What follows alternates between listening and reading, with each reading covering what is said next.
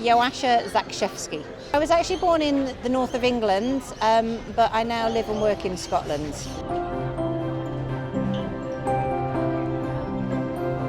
I ran for Scotland in the marathon in the Commonwealth Games in Glasgow, so it was a home games, which was amazing.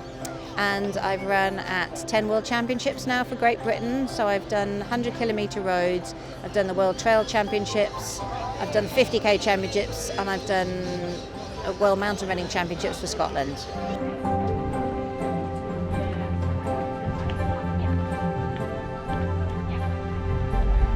I came out from the UK, landed, came up here, came for a run here, then met up with some friends and went out to Orange, and then ended up asking if I could enter the marathon at short notice, and they said, yeah, go for it. And won it? Yes, I did. I ran my fastest time for a couple of years, so I was really happy.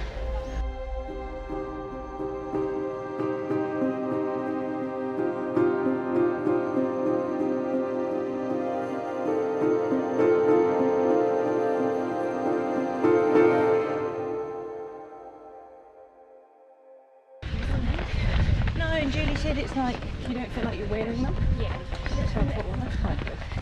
And if you just wear one at a time, the battery's up. That's true. I came over in March, beginning of March, because I was going to come and run the 6-foot track with a friend of mine.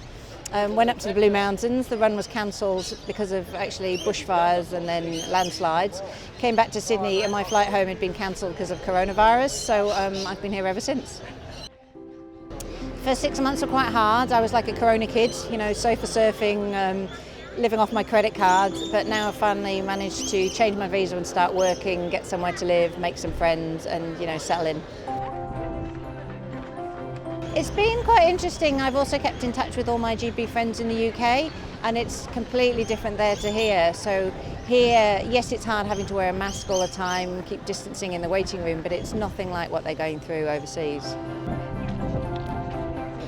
I think it's really important that we set a good example to everybody else. We keep healthy, we keep active, but it's also that we've got an interest outside of work. We've got a way to switch off, de-stress, think about other things. Other thing is, in this time of coronavirus, is vitamin D is been found to be quite important in preventing the virus, reducing risk of infection, reducing severity of illness. So getting out in the sun, getting your vitamin D levels up, I mean, double benefit.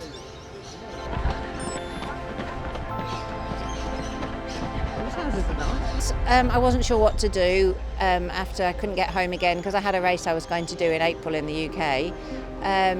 Did a bit of running, then entered a race here in July on the track, so that was my track debut. They're called ultra runners, and it's not hard to see why. 7 super fit athletes started running yesterday morning, and after about 10 hours it really started to get cold. By this morning, just 2 runners remained. As if the cold wasn't bad enough, it rained almost non-stop throughout the night to the final bell. But when it finally came, relief. I'm so glad to be finished. I'm going to get some hot chips. Joasia Zakrzewski represents Scotland, and she broke several Scottish and Great Britain records. An impressive feat, considering she ran this race by accident. That was my first ever 24-hour, and I actually came to Australia in March on holiday for 3 weeks. And I've been trapped here by coronavirus. Never done a track race before. I'd wondered about these 24-hour racing. That's the only world champs in ultra running I've not taken part in. So I entered it not knowing if I'd manage more than an hour and ended up doing quite well for most of it and managed to somehow break some Scottish and British records and win it.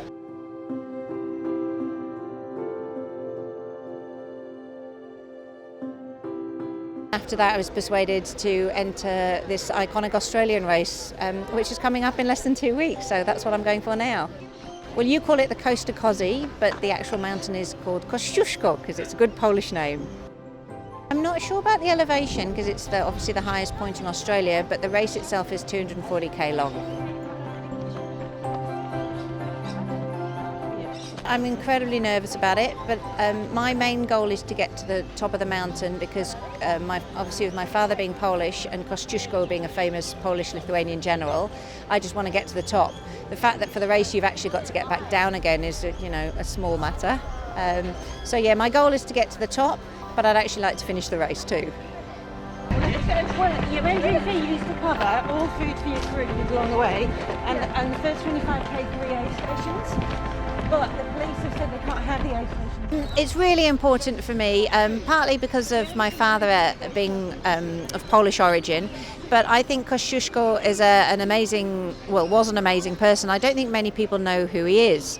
He was a Polish-Lithuanian soldier, was a general in the American War of Independence, and he's obviously quite a hero in Poland and Lithuania.